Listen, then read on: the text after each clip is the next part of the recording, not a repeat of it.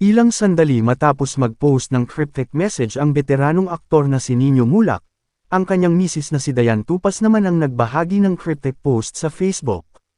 Si Dayan ang ina ng dating child star na si Alonzo Mulak at stepmother ng sparkle artist na si Sandro Mulak, mga anak ni Nino. Sa Facebook ngayong Miyerkules, July 31, 2024, naglabas ng kanyang saloobin si Dayan tungkol sa hindi niya tinukoy na insidente. Hindi malinaw kung ano ang kanyang pinanggagalingan, pero halatang galit na galit ito dahil naka-all caps ang kanyang post. Pansin na pansin din sa kanyang post ang mga salitang, kademonyohan, at kababuyan.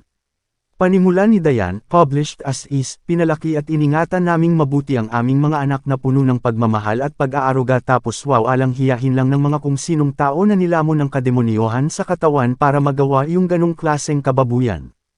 Nangako rin siyang gagawin nila ang lahat para makamit ang hustisya. Aniya, hindi kami makakapayag na hindi namin makakamit ang hustisya. Habang buhay na dadalhin ng anak namin yung kababuyan na ginawa nyo sa kanya. Wala kaming pakialam kung sino kayo o kung sino ang paprotekta sa inyo. Nagbabala rin si Dayan na, managot ang dapat managot, at sinamahan pa niya ng hashtag na #justice shall prevail. Pagtatapos ni Dayan, sisiguraduhin namin na pagbabayaran nyo yung ginawa nyo. Hindi namin hahayaan na may mabiktima pa kayo na iba. Itutuloy namin ang laban. Managot ang dapat managot. Nakakanginig kayo ng laman. July 31, 2024, isang cryptic post din ang ibinahagi ng former child wonder of the Philippines na si Nino sa kanyang Facebook. Nakalagay sa post niya, inumpisahan nyo, tatapusin ko. Hinala ng ibang netizens, tila may kinalaman ang post na ito ni Nino sa kontrobersyang kinasasangkutan ng isang aktor na malapit sa dating child wonder at dalawang personalidad mula sa industriya ng telebisyon.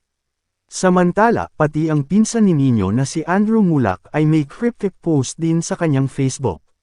Ni-repost nito ang post ng pinsan at nilagyan niya ito ng caption na, "Justice will prevail." Si Andrew ay anak ng yumaong si Cheng Mulak, na ama rin ni Aga at Arlene Mulak. Ni-repost din ng anak ni Aga at Janice de Belen na si Luigi Mulak ang post ni Nino. Makahulugan niyang caption dito, "Subukan nyo kami ng gising." July 30, 2024, naglabas ng pahayag ang GMA Network kaugnay ng insidenteng kinasangkutan umano ng kanilang artist at independent contractors. Wala pa raw silang natatanggap na pormal na reklamo kaya hindi pa nila matukoy kung may katotohanan ang mga kumakalat online. Gayunpaman, sakaling magkaroon ng pormal na reklamo, magsasagawa raw sila ng masusi at walang kinikilingang investigasyon. Narito ang kabuoang pahayag ng istasyon. Online articles and posts have recently circulated regarding an alleged incident involving an artist and independent contractors of GMA Network.